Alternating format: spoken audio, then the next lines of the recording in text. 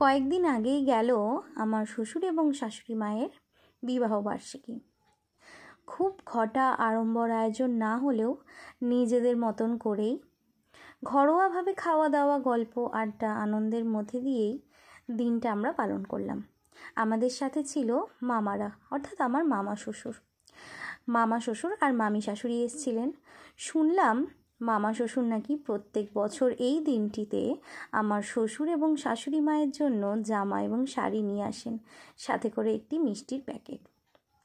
এই বছর তারাও আমাদের সাথে একসাথেই দুপুরে আনন্দ করে খাওয়া দাওয়া করলেন এবং অনেকটা সময় কাটালেন। খাবারের সিম্পল মেনুতে ছিল ভাত, মুগ ডাল, শাক চচ্চড়ি, বেগুন ভাজা, চিকেন কষা আর চাটনি।